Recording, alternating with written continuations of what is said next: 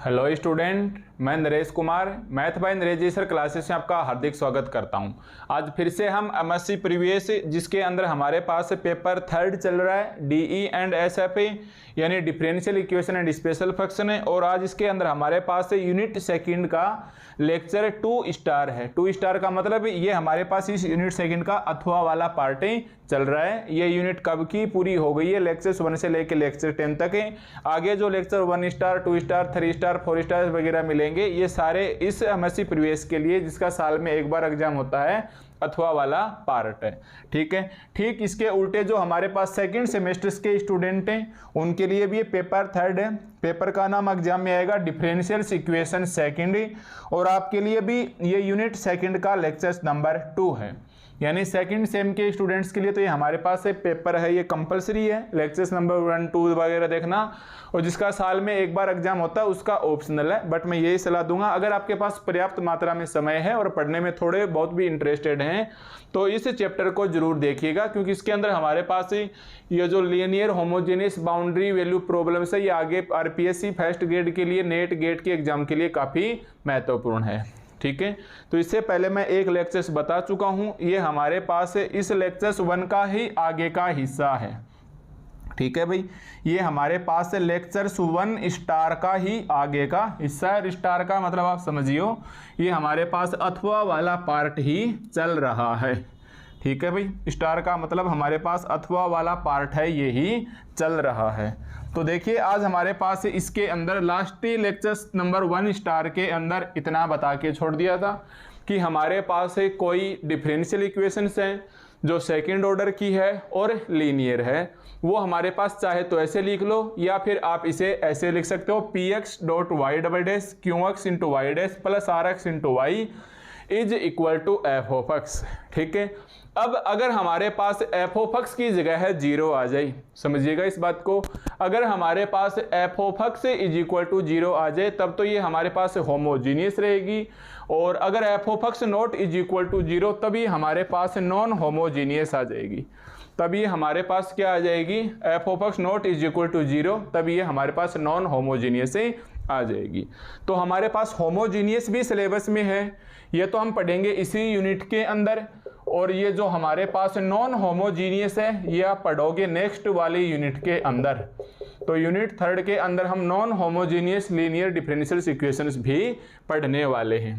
ठीक है, तो मैं यहाँ एक बार इसे हटा, आपको तो यहाँ तक लिखा हुआ रहने देना कि ये हमारे पास होमोजीनियस है और F of X not is equal to 0, तो ये हमारे पास क्या हो जाएगी, नॉन होमोजीनियस हो जाएगी।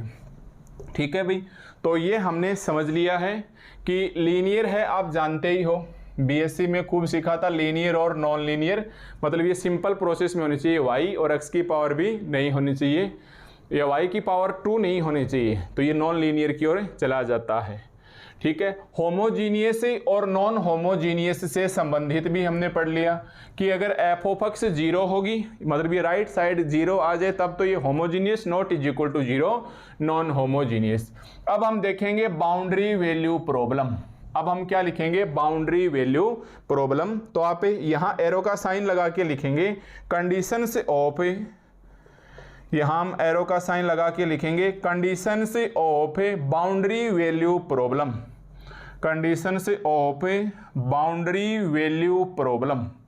Yes, conditions of boundary value problem. हमारे पास इस बाउंड्री वैल्यू प्रॉब्लम की कौन कौन सी कंडीशंस होंगी। तो कंडीशंस मैंने बताया था बीवीपी और आईवीपी को याद रखने के लिए। आगे हालांकि आप एमएससी फाइनल के अंदर इसे कंप्लीट गहराई से सीखोगे। तो यहाँ y ऑफ a होगा, यहाँ दूसरा भी y ऑफ a होगा। मतलब सेम पॉइंट अगर आपके आ जाते हैं तब तो ये IVP यानी initial value problem initial value problem last के लेक्चर से 1 स्टार में बता चुका। और BVP होगी तो हमारे पास y of a is equal to y of a, यहाँ b आ जाएगा। यहाँ हमारे पास ये डिफरेंट आ जाए तब तो बाउंड्री वैल्यू प्रॉब्लम होगी, और ये दोनों एक समान आ जाए तब हमारे पास ये इनिशियल वैल्यू प्रॉब्लम होगी। और सिलेबस में हमारे पास क्या है, बाउंड्री वैल्यू प्रॉब्लम, इसलिए हमारे पास ऐसे क्वेश्चंस कभी नहीं मिलेगा। हर बार हमारे पास कंडीशन से ऐसे मिलेगी y ऑफ a b। अब ये कंडीशन हमारे पास कैसे मिल सकती है, हो सकता है ये कंडीशंस आपको ऐसे मिल जाए कि y of a is equal to C1 and y of b is equal to C2। देखो ये बाउंड्री कंडीशंस मिलने के तरीके कितनी प्रकार से हमें इसको दे सकता है। यह हो सकता है दूसरी बार में आपको ऐसे दे दे कि y को तो छोड़ दे, a वाले को तो छोड़ दे, ऐसा का ऐसा, और इसके हो सकता है डैश लगा के दे दे, क्योंकि डिफरेंशिएशन हमारे पास होगा ही होगा, डैश लगा के दे दे। या हो सकता है इसके डैश लगा के दे दे, ध्यान से, हो सकता है y डैश a दे दे और इसे सिंपल छोड़ दे, y dash b is equal to C2। या हो सकता है दोनों के ही डैश लगा के दे दे, या हमारे पास हो सकता है दोनों के ही डैश लगा के दे दे, जैसे ये दोनों सिंपल या दोनों डैश, या एक सिंपल एक डैश एक सिंपल। या हमें ऐसे भी दे सकता है y dash a is equal to y dash b is equal to. और लास्ट वाला तरीका हो सकता है ऐसे दे दे कि y of a is equal to C1 और यहाँ कुछ वैल्यू जोड़ दे, जैसे a1 y dash into a1 y into b, ऐसे करो a1 y into b plus a2 y dash into b is equal to C2 is equal to C2। Yes, समझिए पहले कि बाउंड्री वैल्यू प्रॉब्लम की हमारे पास कौन कौन सी कंडीशंस हैं। पहले तो हमने क्वेश्चंस देख लिया, ऊपर होमोजीनियस और नॉन होमोजीनियस देख लिया, zero homogeneous, non zero non homogeneous. अब हमारे पास बाउंड्री कंडीशन कैसे कैसे हो सकती हैं, तो ध्यान से देखिए, a और b डिफरेंट होने चाहिए, BVP बन जाएगी। ओके, जैसे देखिए a अलग से है, b अलग से है, a अलग से है, b अलग से है, दो कंडीशंस मिलेंगी, एक a अलग से है, b अलग से है, a अलग से है, b अलग से है, यहाँ a अलग से है और b अलग से है। ध्यान से देखिए, एक कंडीशन तो ये रही, a अलग से है और हमारे पास b अलग से है। अब ये खुद दो बार चल रहा है वो अलग बात है, तो b ही b होने चाहिए, मतलब इस पार्ट में b पॉइंट b, तो दोनों b। अब आप ये मत सोचना कि देखो सर ये तो एक समान आ गई, ये तो इनिशियल वैल्यू प्रॉब्लम चली गई। नो, दो कंडीशन है, a वाली अलग है और b वाली अलग है। ठीक है, तो इस बात का विशेष रूप से आप ध्यान रखेंगे।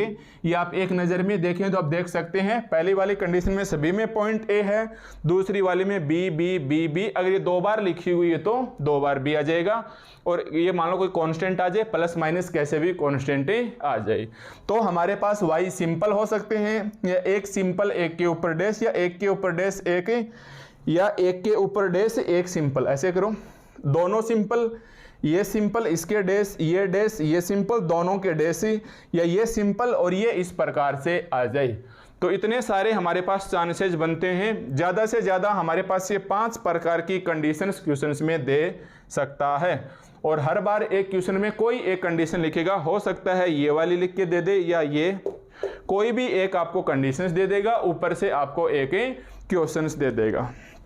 ठीक है भाई, तो हमारे पास यहाँ बाउंड्री कंडीशन से बाउंड्री वैल्यू प्रॉब्लम की जो क्वेश्चंस में कंडीशंस देगा वो मैक्सिमम हमारे पास, क्योंकि ऐसे देखो सेकंड ऑर्डर है तो दो ही कंडीशंस मिलने वाली हैं, तो एक कंडीशन ये, दूसरी है, इनमें आप किसी भी फॉर्म के रूप में आपको लिख के दे सकता है, इसके अंदर से आपको किसी भी फॉर्म के अंदर लिख के दे सकता है। ठीक है, अब ये हमारे पास हम देखेंगे कि बाउंड्री वैल्यू प्रॉब्लम है, ये होमोजीनियस कब होगी और नॉन होमोजीनियस कब होगी, समझिएगा वापस। अब हम इस कंडीशन से ऑफ बाउंड्री वैल्यू प्रॉब्लम को देख रहे हैं। अब हम कंडीशन से ऑफ बाउंड्री वैल्यू प्रॉब्लम को देख रहे हैं। ठीक है, इसमें हम देखेंगे कि कौन सी वैल्यू हमारे पास कौन सी कंडीशन से होमोजीनियस पे होगी, कौन सी कंडीशन से नॉन होमोजीनियस पर होगी। फिर हम आपको इसका एक सुंदर सा क्वेश्चंस लिखेंगे कि एग्जाम में क्वेश्चंस किस प्रकार से पूछा जाएगा। तो ये आपने लिख लिया है conditions of A boundary value problem. Maximum questions में, यहाँ क्वेश्चन में मान लो वैल्यू आ जाएगी 1 आ गया, 2 आ गया, कुछ भी हो ए और बी की जगह आगे C1 C2 कोई भी वैल्यू हमें दे सकता है। ठीक है, अब हम लिखेंगे 2 केसेस बनते हैं। केस फर्स्ट क्या बनता है हमारे पास, boundary value problem are homogeneous.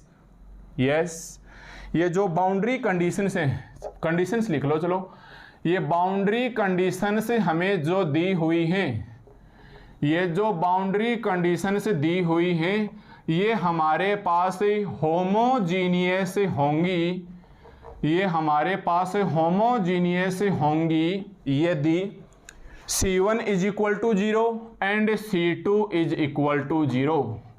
ध्यान देना भाई, बहुत ही इंपॉर्टेंट लाइन है। अब की बार खुद हमारे पास ये बाउंड्री कंडीशंस हैं, ये जो तरह तरह से, मान लो क्वेश्चन में तो हमें कोई एक देगा, बस इन्हीं पांचों में से कोई एक टाइप क्वेश्चंस के अंदर आएगा। तो इन पांचों कंडीशंस के अंदर मान लो ये कंडीशंस होमोजीनियस कब होंगी, जब हमारे पास C1 भी 0 और C2 भी 0। यानी अगर इस क्वेश्चंस में हमारे पास ऐसे आ गया 0 0 0 0, कंडीशंस क्वेश्चन में ऐसी दे दी कि ये सारी हमारे पास क्या हैं, 0 हैं, तब ये हमारे पास किस प्रकार की कंडीशन हो गई है भाई, होमोजीनियस। C1 भी 0 और C2 भी 0, C1 भी 0 और C2 भी 0। अदरवाइज अगर 0 नहीं हुआ तो साथ साथ लिख लो, 0 नहीं हुआ तो ये नॉन होमोजीनियस बन जाएंगी, नॉन होमोजीनियस बाउंड्री कंडीशंस बन जाएंगी। अब इसे शॉर्ट में लिखना, बाउंड्री कंडीशंस बन जाएंगी। जैसे मान लो क्वेश्चन में ऐसे दे दिया y1 is equal to 0, y-2 is equal to 0।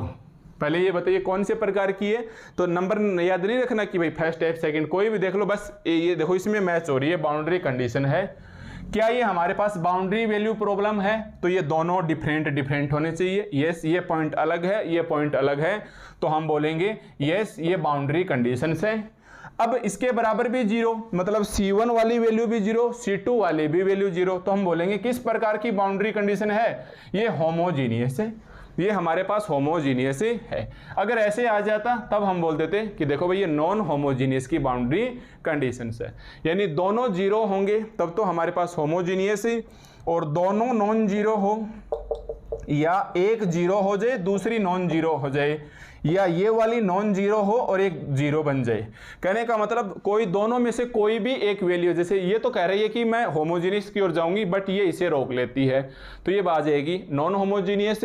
दोनों एक समान हो जाएंगी, 0 0 आंसर आ जाता है, तब हमारे पास क्या बन जाएगा, होमोजीनियस बाउंड्री कंडीशन से। और हमारे पास जो पढ़ना है सिलेबस के अंदर, ध्यान से देखिए, सिलेबस का जो पहला टॉपिक है बाउंड्री वैल्यू प्रॉब्लम, वो भी हमारे पास होमोजीनियस होनी चाहिए। यस, जो बाउंड्री वैल्यू प्रॉब्लम है वो भी हमारे पास क्या होनी चाहिए, होमोजीनियस। और होमोजीनियस का मतलब C1 भी 0 और C2 भी 0। मतलब क्वेश्चंस में हमारे पास इस प्रकार से देगा, इनकी अगर बाउंड्री कंडीशंस आएंगी तो ये सारी की सारी बाउंड्री कंडीशन 0 0 0 0 0 0 0 0 0 ही आने वाली है।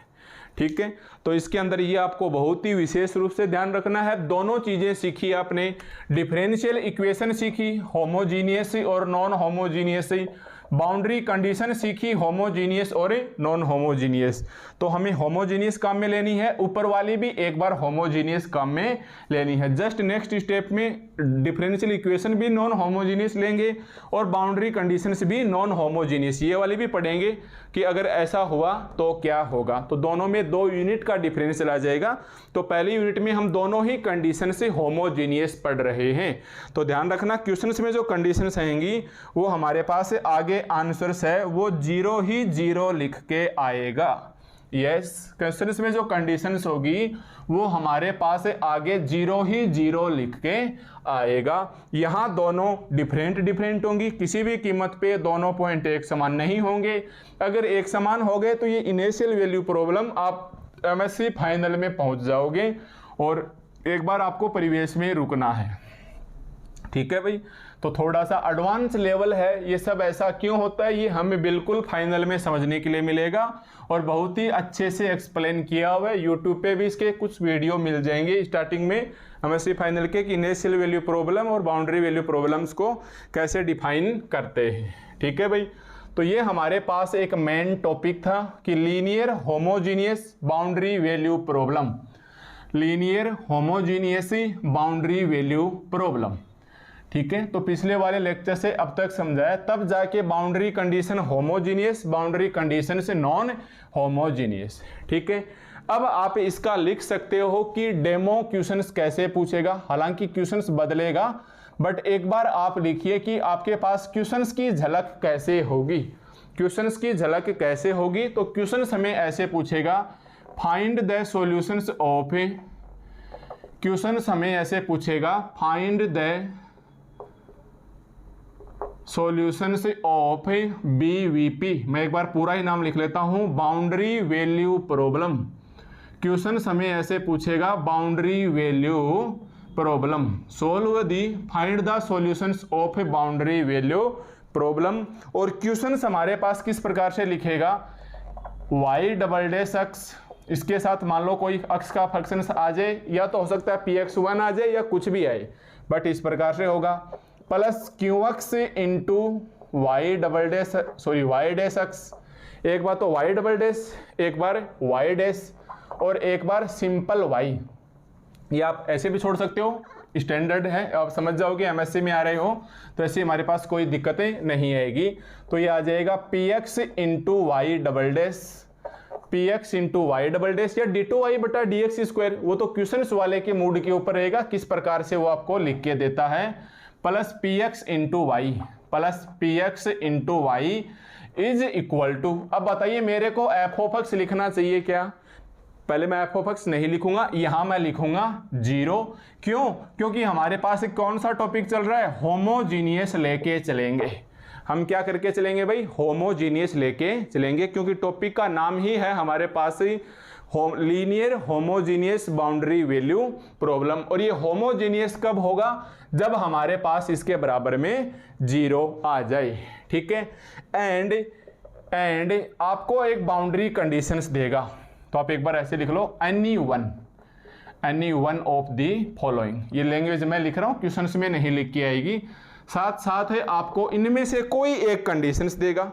हो सकता है आपको ये ही दे दे, y of a is equal to y of b is equal to, या हो सकता है ये सिंपल छोड़े इसके डैश लगा दे, मतलब एक सिंपल छोड़े एक के डैश लगाए, या हो सकता है इसके डैश लगाए इसे सिंपल छोड़े, या हो सकता है इसके भी डैश लगा के दे या इसके भी डैश लगा के दे।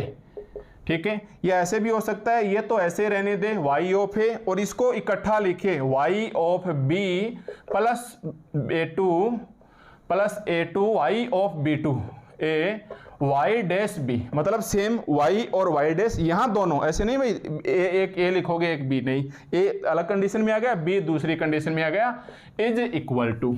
ठीक है, और बाउंड्री वैल्यू प्रॉब्लम को भी क्या बनाना है, होमोजीनियस, तो ये C1 C2 की वैल्यू भी क्या आनी चाहिए, 0 आनी चाहिए। ये हमारे पास C1 C2 की वैल्यू भी क्या आनी चाहिए, 0 आनी चाहिए। तो यहाँ मैंने 5 कंडीशंस लिखी हैं, बट क्वेश्चंस में आपके कोई एक कंडीशंस लिख के आएगी, जो हम अभी थोड़ी देर बाद क्वेश्चंस लिखेंगे, उसमें आप लिखते ही साथ अच्छे से समझे जाओगे। ठीक है, तो 0 0 0 लिखने का मतलब 0 0 0 लिखने का मतलब जो बाउंड्री वैल्यू प्रॉब्लम है वो भी हमारे पास होमोजीनियस है, और यहाँ इसके बराबर 0 लिखने का मतलब ये भी हमारे पास बाउंड्री वैल्यू प्रॉब्लम है, सॉरी होमोजीनियस है। यहाँ भी हमारे पास लिखने का मतलब है एफ ऑफ एक्स की जगह हमने 0 किया, इसका मतलब ये डिफरेंशियल इक्वेशन है जो सेकंड ऑर्डर की, ये भी हमारे पास क्या है, 0 है। ठीक है भाई, ये भी हमारे पास क्या है, 0 है।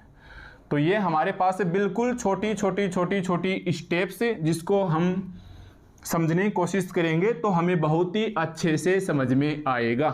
तो ये तो एक बार हमारे लिए डेमो क्वेश्चंस हो गया, मतलब क्वेश्चंस का प्रिंट कुछ इस प्रकार से होगा, इनमें से कोई एक कंडीशंस देगा, तो इतना बड़ा क्वेश्चन नहीं होगा जितना आप देख रहे हो। ठीक है, अब हम इसका सॉल्यूशंस कैसे करेंगे, क्वेश्चंस लिख देंगे, अभी लिखेंगे जस्ट इसके बाद। अब हमें इस क्वेश्चंस का सॉल्यूशंस कैसे करेंगे। यस, अब हमारे पास सवाल है कि हम इस क्वेश्चंस का सॉल्यूशंस कैसे करेंगे। इसके लिए हमारे पास 3 मेथड हैं, ऐसे लिख लो बिल्कुल देसी तरीके से, हम एक एक करके सीख लेंगे। इन क्वेश्चंस के हमारे पास कितने मेथड हैं सोल्व करने के लिए, 3 मेथड हैं। यस, लिखिए, समझ जाओगे ना भाई। ये जो डेमो क्वेश्चन है इस प्रकार का कि find the solutions of boundary value problem, तो solutions of boundary value problems निकालने के लिए हमारे पास 3 मेथड हैं। पहला मेथड है हमारे पास eigenvalue and eigenfunction. Yes, पहला हमारे पास है आइगन वैल्यू, जो नेट CSIR नेट और फर्स्ट ग्रेड जैसे एग्जाम के लिए इतना इंपॉर्टेंट टॉपिक है कि मैं इसे शब्दों में नहीं बता सकता। Eigen value and eigen function, आप सोचेंगे शब्दों में नहीं बताएं तो किस में बताएं, समझ लो ये पढ़े बगैर नेट क्लियर नहीं होगी, चाहे इसका क्वेश्चन आए या ना आए। बहुत सारे टॉपिकों के ऊपर ये अपना इनडायरेक्टली इम्पैक्ट डालता है। ठीक है, तो पहला मेथड है हमारे पास eigenvalue and eigenfunction. Eigenvalue and eigenfunction, eigenvalue and eigenfunctions. ठीक है, ध्यान रखना आइगन वैल्यू का दूसरा नाम कैरेक्टरिस्टिक, इस आइगन वैल्यू का दूसरा नाम है हमारे पास characteristic value. Characteristic CHARACTERISTIC, meaning आप सही कर लियो भाई। आइगन वैल्यू का दूसरा नाम है हमारे पास characteristics value and characteristic functions. ठीक है, मतलब आइगन वैल्यू का ही दूसरा नाम जनरली रहता है कैरेक्टरिस्टिक्स वैल्यू। तो आपको CSIR नेट या फर्स्ट ग्रेड में जो MSc लेवल का या BSc का भी जो ग्रेजुएशन में आता है उसका भी हमारे पास आइगन वैल्यू पूछ लेते हैं, या पूछ लेते हैं कि फाइंड द कैरेक्टरिस्टिक्स वैल्यू। ठीक है, तो आइगन वैल्यू या कैरेक्टरिस्टिक्स वैल्यू एक ही हमारे पास शब्द है। दूसरा है हमारे पास जो मेथड है वो है हमारे पास स्ट्रम, और नाम याद रखोगे दूसरा ल्यूवेली या ल्यूविल। कैसे बोलोगे, पहले लोइन की मीनिंग याद रखना, LION मत लिखना, बस यहाँ U लिख लेना। फिर विलेज की मीनिंग VILLE, आगे पूरा मत लिखना, आगे इसको पूरा मत लिखना। तो यह स्ट्रम ल्यूविल सिस्टम। अब आप अपने हिसाब से इसका प्रोनाउंसिएशन कीजिएगा। ठीक है, मेरे को इतना ही बोलना आता है कि ये तो स्ट्रम साइंटिस्ट का नाम है, ये फॉरेन साइंटिस्ट हैं, इनके नाम ऐसे ही होते हैं, ल्यूविल सिस्टम्स। ठीक है, तीसरा जो हमारे पास मेथड रहेगा वो रहेगा ग्रीन फंक्शन का। तीसरा जो हमारे पास मेथड रहेगा वो रहेगा ग्रीन फंक्शंस का। ध्यान दीजिए हम कर क्या रहे हैं, हमारा मुख्य पर्पज वो हट ना जाए। तो ये हमारे पास सॉल्यूशंस के मेथड हैं। क्वेश्चंस हमारे पास ऐसे आएगा कि find the solutions of boundary value problem, और ऐसा एक क्वेश्चंस दे देगा। उसको सोल्व करने के लिए हमारे पास 3 मेथड हैं। पहला मेथड है हमारे पास eigenvalue and eigenfunction से, और मान के चलिए पूरी यूनिट में लगभग यही है। आइगन वैल्यू का दूसरा नाम है कैरेक्टरिस्टिक्स वैल्यू। आइगन वैल्यू का दूसरा नाम है हमारे पास कैरेक्टरिस्टिक वैल्यू। ठीक है, दूसरा मेथड है वो स्ट्रम लियोविल सिस्टम्स। इसका नाम देखना, लोइन की LI और विलेज की VILLE, बीच में U रख देना। तो स्ट्रम लियोविल सिस्टम्स। तीसरा मेथड है वो है हमारे पास ग्रीन फंक्शन से, और ध्यान देना जिसका सेकंड सेमेस्टर से, ये समझिएगा भाई इस बात को, सेकंड सेमेस्टर्स वाले स्टूडेंट्स के लिए ये जो ग्रीन फंक्शन है, ऐसा मेथड हम यूनिट 4th में पढ़ेंगे। ऐसा मेथड हम यूनिट 4th में पढ़ेंगे। तो आप समझ सकते हो जो हमारे पास यूनिट 4 चलेगी वो भी कहीं ना कहीं बाउंड्री वैल्यू प्रॉब्लम से डायरेक्टली इनडायरेक्टली अटैच होगी। तो इस वाले मेथड की बात तो हम करेंगे जब हम पढ़ेंगे यूनिट नंबर 4th। अब हमारे पास बचे कुल में 2 मेथड अभी इस यूनिट के पढ़ने के लिए। पहला मेथड है eigenvalue and eigen function, और दूसरा मेथड है, मतलब इसको यूज में लेते हुए निकालेंगे भाई, ऐसे है, using the corresponding eigen value and eigen function solve the boundary value problem. दूसरा है स्ट्रम लियोविल सिस्टम है। अब हमें कैसे पता चलेगा एग्जाम में ये वाला काम में लेना है कि ये वाला काम में लेना है, तो 99 नहीं 100% आपको नेम लिख के देगा कि आप इस वाले से मेथड से कीजिए और इस वाले मेथड से, या आप स्टर्म लिओवली मेथड से कीजिए। दोनों ही मेथड से आपको पूछेगा, और ये स्टर्म लिओवली पूछेगा ये भी आइगन वैल्यू और आइगन फंक्शन से ही निकल के आएगा। इसका मतलब लगभग हमारे पास 90% तक जो क्वेश्चंस रहेंगे उसके अंदर हर बार हमारे पास आइगन वैल्यू और आइगन फंक्शंस नाम लिख के आएगा। कभी कभी कंफ्यूज करने के लिए आइगन वैल्यू की जगह कैरेक्टरिस्टिक्स वैल्यू दे सकता है, हालांकि एमएससी में कम ही बनता है इसका चांस है, पर कंपटीशन में आइगन को छुपा के कैरेक्टरिस्टिक नाम दे दिया जाता है और क्वेश्चंस वहां अपने आप में वीआईपी रिप्रेजेंट होता है। ठीक है, तो ये हमारे पास सॉल्यूशंस के तरीके हैं। तो हम इस यूनिट के अंदर जो यूनिट सेकंड पढ़ रहे हैं और आज इसका दूसरा लेक्चर्स है। एक लेक्चर्स हम करवा चुके हैं, वही कंटिन्यूसली चल रहा है। स्टार का मतलब ये अथवा वाला चल रहा है और सेकंड सेमेस्टर स्टूडेंट्स के लिए कंपलसरी है। तो इसके अंदर हमारे पास केवल दो मेथड पढ़ रहे हैं, आइगन वैल्यू और आइगन फंक्शन से, या हमारे पास है स्टर्म लिओवली या लिओविल सिस्टम से। ठीक है, तो आइए हम पहले पढ़ते हैं eigenvalue and eigen function क्या होगा, और फिर हम दूसरा वाला मेथड से भी सीखेंगे। क्वेश्चंस की झलक मैंने आपको बता दी है। क्वेश्चंस कुछ इस फॉर्मेट में रहेगा, एक तो हमें डिफरेंशियल इक्वेशन देगा और एक इसमें से मैंने 5 आपको समझेगी कि भाई मैक्सिमम इतनी प्रकार से बाउंड्री कंडीशन हैं जो होमोजीनियस बाउंड्री कंडीशन वो घूम सकती हैं। एग्जाम में आपके कोई एक आएगी, जैसे मान लो ये आ गई तो बाकी नहीं दिखेंगी, या ये आ गई तो ये बाकी नहीं दिखेंगी। तो ये जो सिस्टम है डेमो क्वेश्चंस लिखा है, इसी को मैं अब एक क्वेश्चंस लिखता हूँ जो एग्जाम में कैसे पूछा जाता है, ताकि आपका हाथों हाथ कॉन्सेप्ट क्लियर हो। तो आप सबसे पहले लिखिए हमारे पास ही एग्जाम्पल नंबर 1। हम एक एग्जाम्पल के माध्यम से अब ये आइगन वैल्यू और आइगन फंक्शंस कैसे निकालेंगे ये हम एग्जाम्पल के माध्यम से समझ लेंगे तो हमारे लिए अच्छा रहेगा। ठीक है, क्योंकि सीधे सीधे आइगन वैल्यू या आइगन फंक्शंस टॉपिक को समझाना फिलहाल मूर्खता है, क्योंकि कुछ कॉन्सेप्ट आपके अभी भी क्लियर नहीं है पीछे के। तो हम इसे डायरेक्ट अपने एग्जाम्पल के माध्यम से समझाएंगे, एक नहीं 2 एग्जाम्पल बताएंगे ताकि आप अच्छे से इसे समझ सको। तो बिल्कुल हम स्टेप बाय स्टेप से एक पैटर्न या एक प्रोसेस की पालना करेंगे।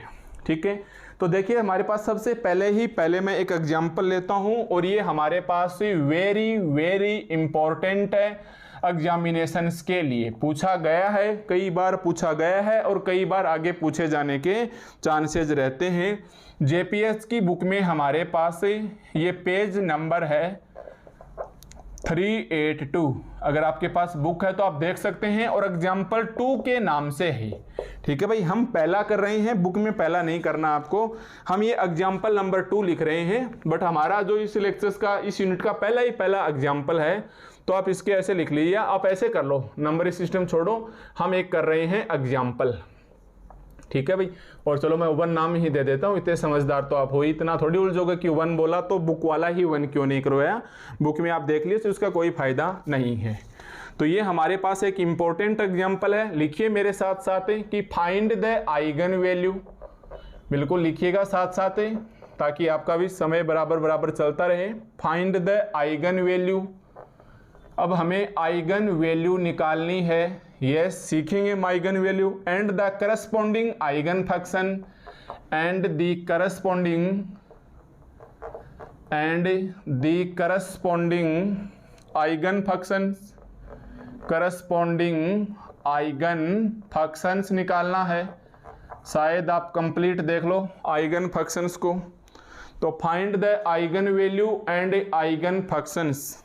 ठीक है भाई, find the eigen value and eigen functions. Find the eigen value, थोड़ा पास में लिख लेते हैं, हालांकि आपको दिख गया होगा। And the corresponding eigenfunction S और लगा लेना, फंक्शंस। ठीक है, functions of the boundary value problem, of the boundary value problem, of the boundary value problem, of the boundary value problem. और क्वेश्चन हमें ऐसे दे दिया, y double dash plus lambda y is equal to 0। Is equal to 0 और question में हमें ये दे दिया y of 0 is equal to 0, y of 1 is equal to 0, y of 1 is equal to 0।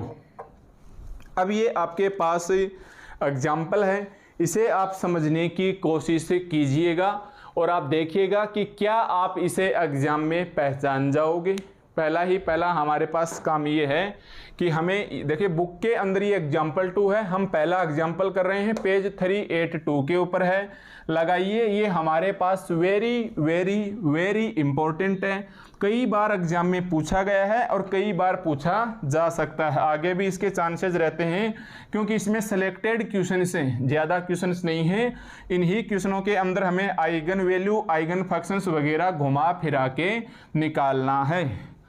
तो देखिए सबसे पहले अगर ये नहीं देता तो कोई दिक्कत नहीं थी कि find the eigen value and the corresponding eigen functions of the boundary value problem, अगर ऐसे दे देता find the solutions of boundary value problem, तो बताइए क्या आप इसे पहचान जाते कि हमारे पास किस प्रकार का क्वेश्चंस है। ध्यान से देखिए, क्या हम इसे पहचान जाएंगे कि हमारे पास ये इस प्रकार का क्वेश्चंस है। तो सबसे पहले तो आप देखिएगा डिफरेंशियल इक्वेशन को, देखिए सबसे पहले आप देखिएगा डिफरेंशियल इक्वेशन को। डिफरेंशियल इक्वेशन ऐसे होती है P X Y double dash Q X Y dash R X Y is equal to homogeneous के लिए 0 होना चाहिए। क्वेश्चन से में हमें क्या दिया है, y double dash plus lambda y is equal to 0। देखिए आगे 0 दे दिया कि नहीं दे दिया, यस। तो हम इसे ऐसे लिख सकते हैं 0 इंटू वाई डैश, यहाँ वाई डबल डैश के पीछे कुछ भी नहीं दिया तो ऐसे लिख सकते हैं क्या 1 इंटू, तो देखिए पी एक्स की जगह क्यू एक्स की जगह 0, आर एक्स की जगह लेमडा और इक्वल में 0 होना ही चाहिए, तभी ये हमारे पास होमोजीनियस ही बनेगा। तो मतलब एक तो हमें दे दी डिफरेंशियल इक्वेशन से, दूसरी आप देखिए बाउंड्री कंडीशंस क्या दे रखी है, y of a 0 y of b 0, या तो दोनों कैसे देगा, या y of a 0 y dash b 0, या हमारे पास y dash a 0 y dash b 0, या सिंपल y b 0, या दोनों के डैश और एक पांचवी कंडीशन। तो आप देखते ही समझ जाओगे कौन सी कंडीशन है, ये y भी सिंपल, ये y भी सिंपल, मतलब ये ऊपर वाली कंडीशन है, इसका मतलब ये हमारे पास नीचे वाली नहीं है। ऊपर वाली कंडीशन है, इसका मतलब ये हमारे पास है ये वाली कंडीशन है। देखिए क्या a और b डिफरेंट है, यस। a की जगह हमारे पास क्या दे रखा है 0 दे रखा है, b की जगह हमारे पास क्या दे रखा है 1 दे रखा है। अगर दोनों डिफरेंट हैं तो बाउंड्री वैल्यू प्रॉब्लम है, दोनों के बराबर में 0 है, इसका मतलब ये होमोजीनियस बाउंड्री वैल्यू प्रॉब्लम है, इसका मतलब ये होमोजीनियस बाउंड्री वैल्यू प्रॉब्लम है। तो पहले तो हम क्वेश्चंस पहचान गए, फाइंड द, ऐसे मान के चलो ऐसे था find the solutions of boundary value problem, ठीक है। अब हमें देखना है इसका तरीका क्या है, तो 3 तरीके हैं, eigenvalue and eigenfunctions, Sturm Liouville systems और ग्रीन फंक्शन। ग्रीन फंक्शन हमें इस यूनिट में नहीं करना है, हालांकि 4th में करेंगे तो रिवाइज तो इसी प्रकार से होगा ताकि वहां आते ही साथ आपको लगे कि आपका पूरा पहले का पढ़ा हुआ है। तो हमें बाकायदा लिख के दे दिया है आइगन वैल्यू और आइगन फंक्शन से, और मान के चलो पूरे यूनिट के अंदर, आप तो मान के ही चलो कि पूरी यूनिट सेकंड के अंदर आपको eigen value and eigenfunction से पूछेगा ही पूछेगा, यस। अब आप कंठस्थ कर लो कि पूरी यूनिट के अंदर आपको आइगन वैल्यू और आइगन फंक्शंस पूछेगा। आइगन वैल्यू का दूसरा नाम कैरेक्टरिस्टिक वैल्यू है, इसकी मीनिंग्स आप सही लिख लेना भाई, कैरेक्टरिस्टिक की। तो पूरी यूनिट के अंदर आपको आइगन वैल्यू पूछेगा ही पूछेगा, और आइगन वैल्यू का मतलब क्या होता है, आप तो ये मान के चलना लेमडा की वैल्यू निकालनी है, यस। लेमडा क्या है, क्यों लिखा गया है, तो ये जो क्वेश्चंस के अंदर लेमडा है, पहले ये समझिए पूरी यूनिट के अंदर आपको हर एक क्वेश्चंस के अंदर, मैं कर देता हूं 100% क्वेश्चंस होंगे, उसके अंदर आपको आइगन वैल्यू और आइगन फंक्शन पूछेगा, चाहे वो दूसरा मेथड है जो स्टर्म लियोविल सिस्टम, उसी के माध्यम से क्यों ना पूछे। तो दोनों ही प्रकार के मेथड हैं, तीसरा ग्रीन मेथड हम आगे वाली यूनिट 4th में करेंगे। तो दोनों ही मेथड के अंदर हमें आइगन वैल्यू और आइगन फंक्शन निकालना है।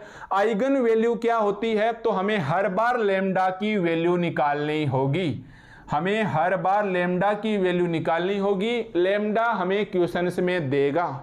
यस, तो पहचान कर लो, हर क्वेश्चंस के अंदर हमें लेमडा मिलेगा। हर क्वेश्चन की डिफरेंशियल इक्वेशंस के बाद हमें 0 मिलेगा, ये भी पहचान हो गई। हर बाउंड्री कंडीशंस के 2 बाउंड्री कंडीशन देगा, दोनों के बराबर में 0 होगा, ये भी याद रख लो। यहां जो दोनों पॉइंट होंगे 0 और 1 वो हमेशा डिफरेंट होंगे, ये भी याद कर लो। तो आप देख सकते हो लगभग 95% क्वेश्चन है वो एक जैसे ही हो गई। लेमडा फिक्स रहेगा, हिलने वाला ही नहीं है। हर बार लेमडा की वैल्यू निकालेंगे, वही वैल्यू हमारे पास आइगन वैल्यू की हो जाएगी या कैरेक्टरिस्टिक वैल्यू की हो जाएगी। हर बार आगे 0 आएगा तब पता चलेगा ये होमोजीनियस की डिफरेंशियल इक्वेशन है, सेकंड ऑर्डर की लीनियर है। यहाँ 0 और यहाँ 0 का मतलब बाउंड्री कंडीशंस भी होमोजीनियस है। और ये 0 और ये 1 डिफरेंट देख के हमें पता चला कि ये हमारे पास क्या है, ये बाउंड्री वैल्यू की प्रॉब्लम है। अगर ये भी अंदर ये मान लो ये 1 होती, अगर ये हमारे पास 1 होती तो हम बोल देते कि ये इनिशियल वैल्यू प्रॉब्लम है, बाउंड्री की जगह इनिशियल नाम आ जाता है, यानी IVP, जो आगे हम एमएससी फाइनल में करेंगे। तो देखना कड़ियां हमारे पास यहीं से जुड़ती हैं। जो मजबूत कॉन्सेप्ट है आइगन वैल्यू आइगन फंक्शन का वो है वह आप एमएससी फाइनल के अंदर सीखेंगे। ठीक है, तो एक बार हम मान के चलेंगे कि क्वेश्चंस में दी गई जो लेमडा की वैल्यू हम कैसे निकालेंगे। कोई भी तरीका होगा, पुराना पारंपरिक विधि काम में लेंगे या ट्रेडिशनल से मेथड ही काम में लेंगे, वही आइगन वैल्यू हमें निकालनी है। लेमडा का मान निकालेंगे, लेमडा रखेंगे, जो आंसर आएगा वही उसके करस्पॉन्डिंग आइगन फंक्शन आ जाएगा, वही इसके करस्पॉन्डिंग आइगन फंक्शन आ जाएगा। ठीक है, तो ये इस क्वेश्चंस को लिखने का मकसद था। बिल्कुल छोटी बातें हमें इसके अंदर मैच करनी है। लगभग हर एक क्वेश्चन आपको सेम सा ही नजर आएगा। यस, जब मैं क्वेश्चंस लिखूंगा और तो आप तब देख लियो, हर एक क्वेश्चन से 95% तक एक समान है। क्यों? क्योंकि यहाँ 0 आना है, यहाँ 0 आना है, यहाँ भी 0 आना है, यहाँ लेमडा आना है और वाई डबल डैश भी आना है। सेकंड ऑर्डर होगी तो वाई डबल डैश तो पक्का आएगा। लीनियर है तो इसके साथ कुछ नहीं आएगा। भाई लीनियर है तो ये हमेशा 1 डॉट में ही आएगा। और यहाँ 0 और 1 की जगह कुछ बदला जा सकता है या कंडीशंस का रूप बदला जा सकता है। जो मैंने 5 कंडीशंस लिखवाई उसमें से आपको कोई एक कंडीशंस देगा, पर कंडीशंस का रिजल्ट आगे 0 ही लिखा हुआ मिलेगा। कंडीशंस का जो रिजल्ट है वो आगे 0 ही लिखा हुआ मिलेगा। तो चलिए अब हम इसे बिल्कुल स्टेप बाय स्टेप इसकी आइगन वैल्यू और इसका आइगन फंक्शंस निकालने की कोशिश करते हैं। यस, अब हम स्टेप बाय स्टेप इसकी आइगन वैल्यू और आइगन फंक्शंस निकालने की कोशिश करते हैं। तो सबसे पहले क्या लिखेंगे, इट इज गिवन दैट। सबसे पहले तो आप इट इज गिवन दैट हमेशा आप डिफरेंशियल्स इक्वेशंस को लिखिएगा। सबसे पहले आप हमेशा क्या करोगे, डिफरेंशियल्स इक्वेशंस को लिखेंगे। तो सीधा ही लिख लियो, स्टैंडर्ड में लिखने की जरूरत नहीं है कि ये ऐसा है जहां हमारे पास px 1 है, qx 0 है, rx लैम्डा है, ऐसे लिखने की जरूरत नहीं है, आप सीधा ही लिख लियो। तो it is given that y double dash plus lambda into Y is equal to 0। इसे आप नाम देंगे इक्वेशंस नंबर 1 और साथ साथ इसकी बाउंड्री कंडीशंस ये भी सीधी लिख लियो और ये लैंग्वेज में लिख दियो एंड बाउंड्री कंडीशंस। क्वेश्चंस में नाम नहीं देगा बट आप लैंग्वेज में लिख दियो एंड बाउंड्री कंडीशंस, ये भी आप ऐसी की ऐसी लिखियो, y0 is equal to 0, y of 1 is equal to 0। और ये आ गई हमारे पास इक्वेशंस नंबर 2, ये आ गई हमारे पास इक्वेशंस नंबर 2। और बाकायदा यहाँ लिख के बता दियो कि the given boundary value problem, yes, यहाँ हम लिख के बता देंगे कि ये जो हमारी बाउंड्री वैल्यू प्रॉब्लम दे रखी है तो हम लिखेंगे the given boundary value problem. जो हमें गिवन बाउंड्री वैल्यू प्रॉब्लम दे रखी है वो क्या है, होमोजीनियस है। यस, ये भी 0 आ गया और देखो कंडीशंस भी आगे 0 आ गए, तो बोलेंगे the given boundary value problem is homogeneous. पूरा नाम लिखोगे भाई, अकेला होमोजीनियस अकेला होमोजीनियस लिख के नहीं छोड़ोगे, पूरा नाम लिखोगे कि the given boundary value problem is homogeneous boundary value problem. Yes, complete लिख के छोड़ोगे कि the given boundary value problem is homogeneous boundary value problem, homogeneous boundary value problem. ठीक है, हर बार क्वेश्चंस के अंदर एक डिफरेंशियल इक्वेशन होगी, एक बाउंड्री कंडीशन होगी। दी गई डिफरेंशियल इक्वेशन को आप इक्वेशन नंबर 1 मानोगे, बाउंड्री कंडीशंस जो दे रखी हैं बाकायदा नाम लिख दियो कि द बाउंड्री कंडीशन से ये इक्वेशन नंबर 2 है, और एक लाइन लिख दियो ताकि क्वेश्चंस की लैंग्वेज में हमें थोड़ा सा ऐसे अच्छा फील हो कि कंप्लीटली लिखा गया है। तो ये लैंग्वेज बाकायदा लिख दियो कि the given boundary value problem है, ये हमारे पास होमोजीनियस बाउंड्री वैल्यू प्रॉब्लम है, क्योंकि आगे चल के जैसे ही आप यूनिट 3 में आओगे वहां हमारे पास ये 0 नहीं होगा, ये 0 नहीं होगा, वहां हमारे पास नॉन होमोजीनियस चलेगा। तो लैंग्वेज हम साथ साथ लिखने की हैबिट में ले आएंगे ताकि हमारे पास किसी भी प्रकार की दिक्कतें ना हो। ठीक है, अब हम लिखेंगे इसका सॉल्यूशंस निकालना है। Now the general solutions of equations 1। Yes, अब हम लिखेंगे now the general solutions of the general solution of equation 1 is given by। यहां तक तो कोई दिक्कत नहीं है। अब अगर किसी स्टूडेंट्स का बेस अच्छे से क्लियर है तो उसको जनरल सॉल्यूशंस निकालने में दिक्कत आएगी नहीं। जिसका थोड़ा बीएससी सेकेंड ईयर का पार्ट वीक है उसे थोड़ी दिक्कत का सामना करना पड़ेगा। बट अगर आपने यूनिट फर्स्ट कंप्लीट पढ़ रखी है इस डिफरेंशियल इक्वेशन की तो आप काफ़ी हद तक ऐसे क्वेश्चन से सोल्व कर लिए थे, और अब यहाँ और करोगे तो याद आ जाएगा। तो देखिए इक्वेशन 1 हमारे पास क्या है, y double dash plus lambda y is equal to 0 है। अब हमें इसका जनरल सॉल्यूशंस निकालना है, या तो आप डायरेक्ट भी लिख सकते हैं बट आप एग्जाम में 1-2 स्टेप्स में निकाल दियो। इसका मतलब भाई d2 plus lambda into Y is equal to 0, जहां हमारे पास d क्या है, d बाई डी एक्स। ठीक है, इसे पूरा लिखेंगे तो ये d2y बटा डी एक्स स्क्वायर आ जाएगा, ये ऐसे आ जाएगा d2y बटा डी एक्स स्क्वायर। ठीक है, और इसको मैं कैपिटल D लिख लेता हूं, जिसके मतलब D का मतलब क्या है, D बाई डी एक्स, और बराबर नहीं, 3 बराबर का मतलब संकेत का साइन है। अब हम इसका सॉल्यूशंस निकालेंगे तो आप डायरेक्ट लिख सकते हो y is equal to CF plus PI आएगा।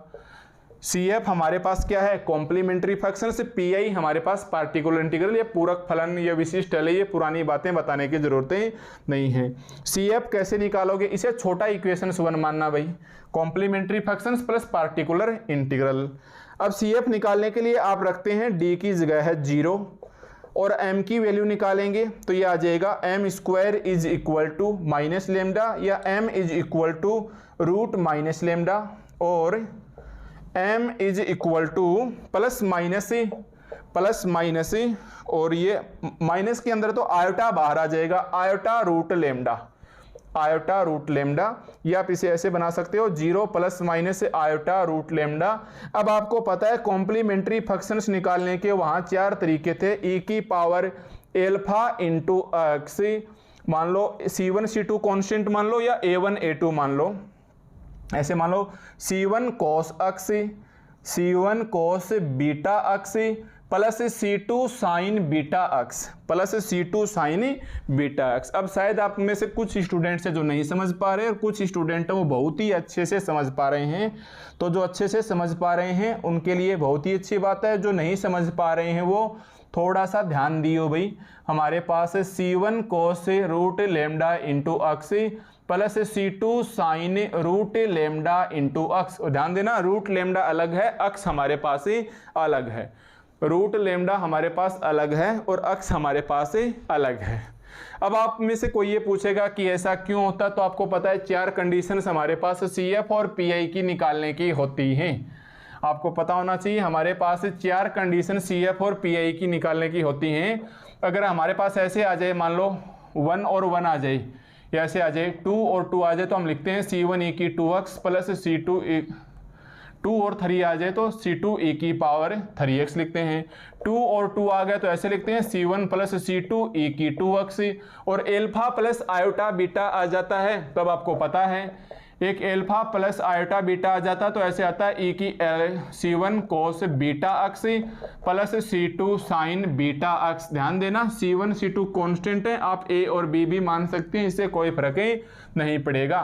तो हमारे पास यहाँ देखिए एल्फा की जगह 0, बीटा की जगह एल्फा की जगह 0 और ये प्लस माइनस के लिए होता है भाई, बीटा की जगह रूट लेमडा है तो अक्स एल्फा की जगह हमने रखा 0 और इसकी जगह हमने रखा रूट लेमडा। अक्स ऐसा कैसा है भाई, ऐसे मत कर देना कि देखो ऐसे है। चलते चलते एग्जामिनर ऐसी बातों पे बहुत ध्यान देता है और खास करके जो कैंपस में पढ़ते हैं राजस्थान यूनिवर्सिटी वाले वो स्टूडेंट्स तो बहुत ध्यान रखियो भाई, क्योंकि ऐसी चीज़ों के नंबर काटेंगे, फिर नंबर आएंगे आपके टोटल 50%, फिर आप बोलोगे कहाँ नंबर कट गए हैं।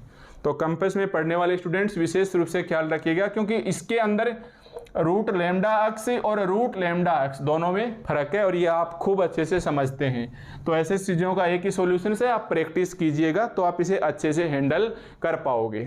ठीक है, तो आपको पता है e की पावर 0 की वैल्यू 1 होती है और 1 को इससे करेंगे तो हमारे पास इसका CF क्या आ जाएगा, इसको करेंगे तो हमारे पास CF कितना आ जाएगा, ये आ जाएगा C1 cos root lambda x plus C2 sine root lambda into x. इसे आप मान लो छोटा इक्वेशन 2। एंड PI कैसे निकालते हैं आपको पता ही है, PI अगर आगे 0 हिस्सा है, ये वाला पार्ट 0 है तो इसमें आप भाग दोगे d2 प्लस लेमडा का तो ये 0 आ जाएगा। तो हम लिखेंगे so the general solutions of equations 1 is, इसमें रख दो CF की वैल्यू और PI की वैल्यू। ठीक है, तो ये हमारे पास पूरा का पूरा पारंपरिक तरीका है BSc सेकेंड ईयर में और खूब अच्छे आप इसका याद भी रख लियो लास्ट में आके कि हर बार क्या आता है, क्योंकि क्वेश्चंस हमारे पास मिलता जुलता ही रहेगा, लगभग क्वेश्चन सेम रहेंगे। शायद 1 या 2 क्वेश्चंस में आपको यहाँ डिफरेंट मिले, बाकी हर एक क्वेश्चंस आपको ऐसा ही मिलेगा। तो हम लिखेंगे so from 1 2 and 3, so from 1 2 and 3, छोटे छोटे 1 2 3 से रखिए y is equal to CF का मतलब भाई C1 कोस रूट लेमडा अलग अक्स अलग plus C2 sine root lambda अलग और अक्स अलग प्लस PI, और ये रहा देखो PI की वैल्यू 0 आ गई। इसे आप इक्वेशंस नंबर अब कैपिटल 2 मान लियो। तो ये हमारे पास क्या होता है, जनरल सॉल्यूशंस होता है इस दी गई डिफरेंशियल इक्वेशन 1 के, इस दी गई डिफरेंशियल इक्वेशन 1 के। अब मैं इस इक्वेशन में मान लेता हूँ एक बार ताकि अपन थोड़ी सी जगह बचा सकें।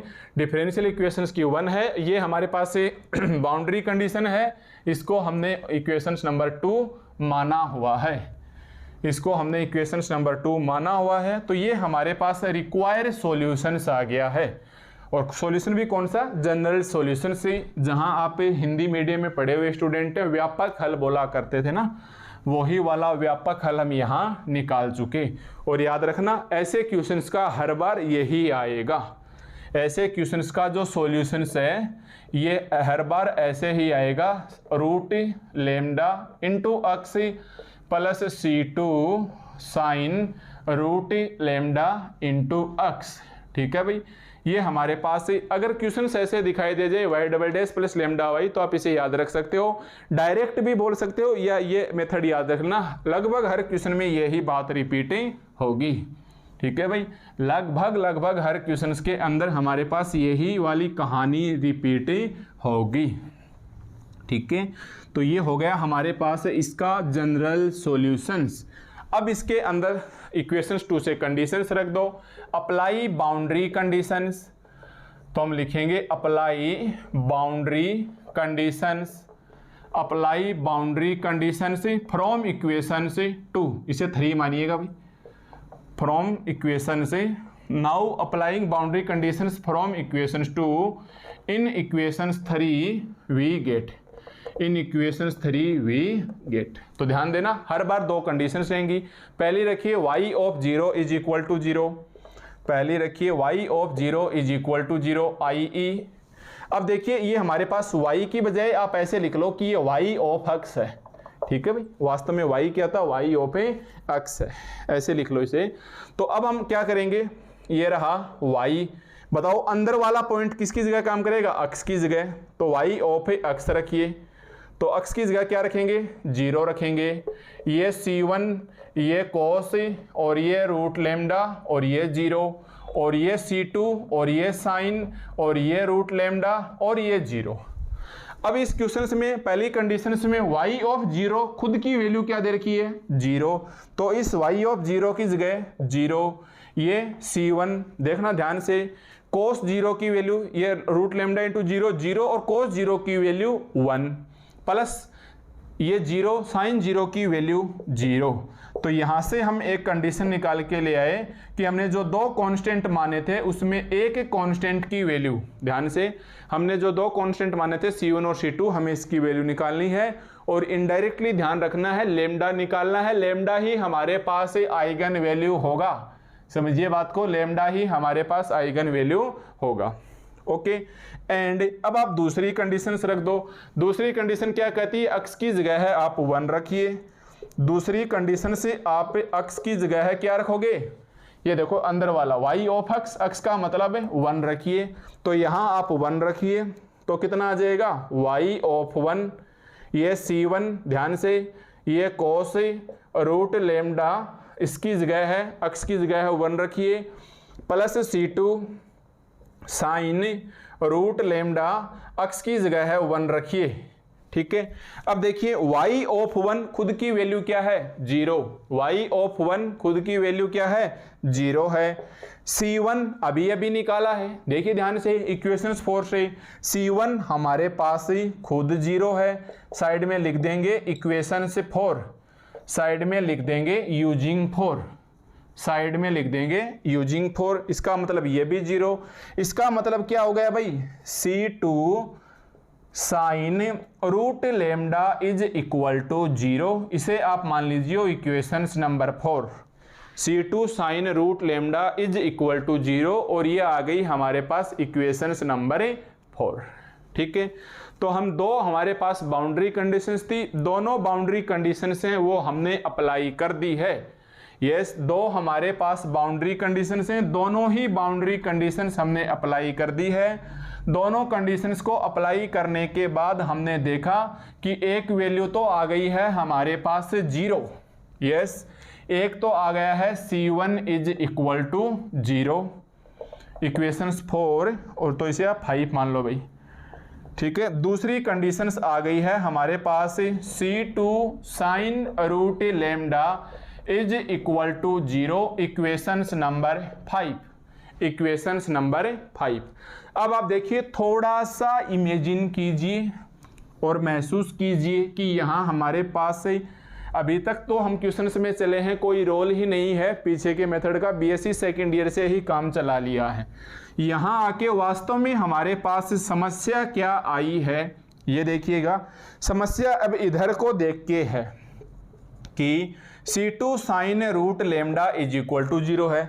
अब मान लो कि sine root lambda not is equal to 0, ऐसे समझ लो एक बार, that implies C2 is equal to 0।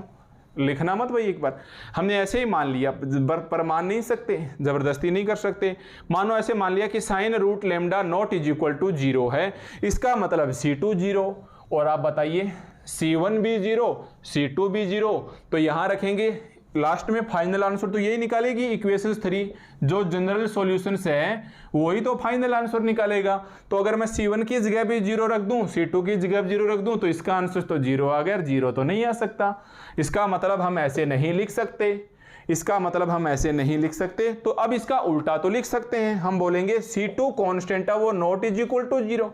क्या बोलेंगे भाई, आप लिख लो इस बात को इक्वेशंस 5 के नीचे। ठीक है, इक्वेशंस 5 के नीचे हम क्या लिखेंगे, ध्यान देना, इक्वेशंस 5 के नीचे लिखियो, मैं इधर लिखता हूं कि नाउ, ऐसे एरो का साइन लगा के लिख लेना, इक्वेशंस 5 के बाद now C2 not is equal to 0, ऐसे देख लो, now C2 not is equal to 0। अगर C2 0 नहीं है, क्योंकि C2 भी 0 आ गया तो हमारे पास आंसर ही बिगड़ जाएगा। C1 तो फिक्स आ गया 0, ये तो हिलने वाला ही नहीं है, तो इसको तो रखना ही पड़ेगा, ऑप्शन ही नहीं।